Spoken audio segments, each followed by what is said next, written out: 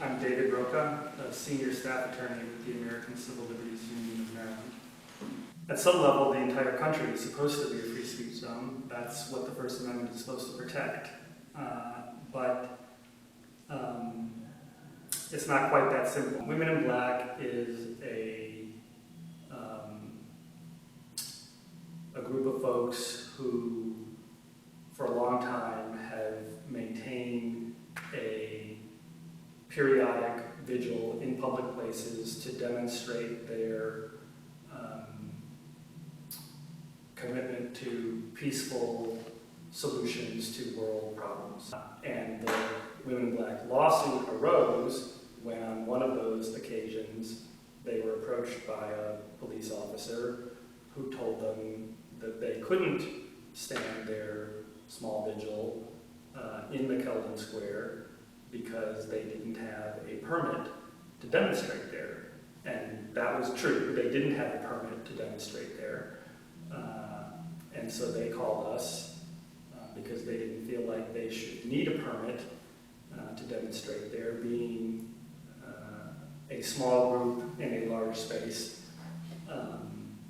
And their feeling was also legally correct. Because, as I said, to the extent permit requirements are constitutional, they're constitutional only to manage competing uses of space. But when you have a small group in a large space where there is no inherent competing use and conflict, then an advance permit requirement isn't serving that legitimate interest and is instead simply a tool of censorship. And so that's why we sued, which we did in 2003. And immediately the city agreed to a temporary restraining order, meaning a preliminary order from the court,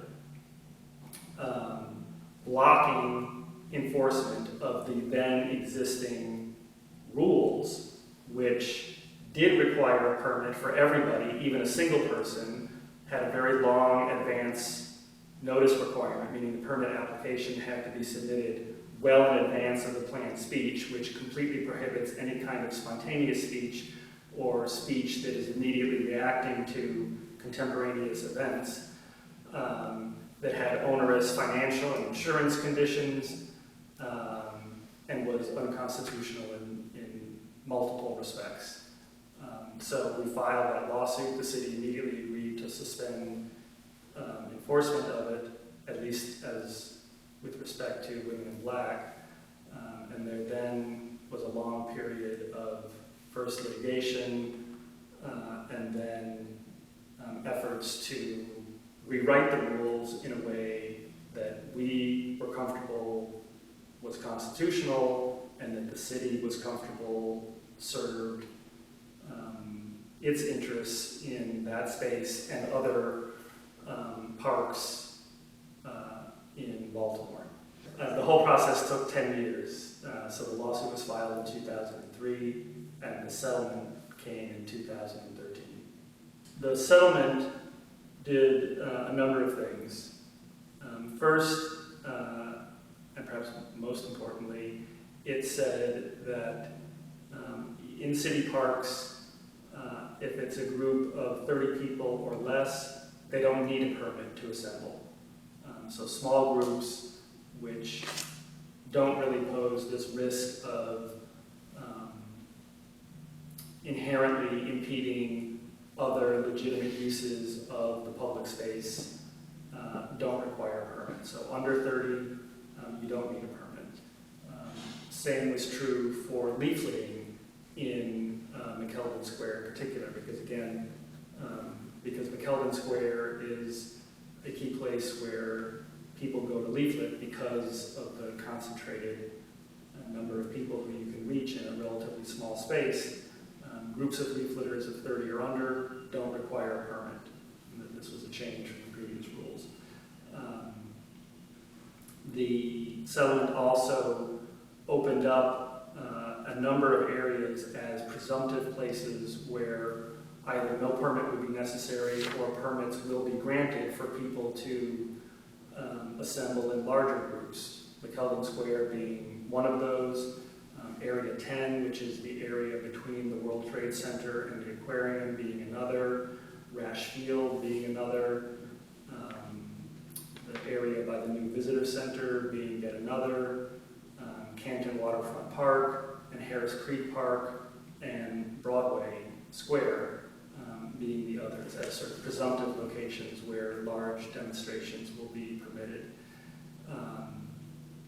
The settlement also significantly reduced the so-called advance notice requirement, that is the period before the planned demonstration when you have to get your application in to 2 days, which allows for far more spontaneous speech.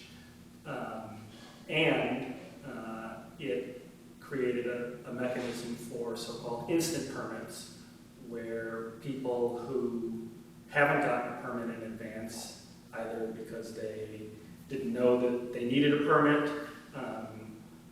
or because they are wanting to react immediately to something that has just happened, which happens frequently, they can just show up. And as long as there isn't some other permitted event that is scheduled to be at the same place at the same time, then the city has to essentially issue a permit right there on the spot, which I very recently saw in action when I went with my family to Light City 2.0, and as we were walking through McKeldin Square, there were demonstrators there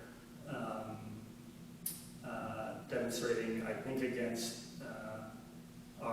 we had just bombed Syria that day or the prior day, and there were people there demonstrating about that, and I overheard the police officer on the scene giving them an instant permit, so that was gratifying. And the other thing that the settlement agreement did was it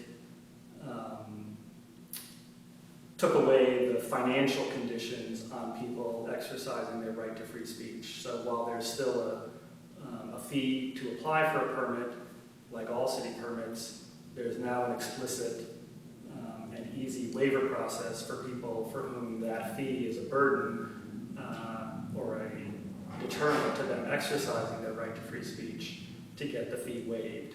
And it also removed these requirements of insurance and assumptions of liability that were also unconstitutional and served as financial deterrents.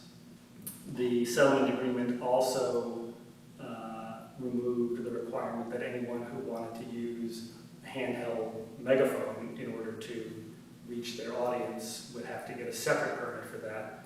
That was now eliminated.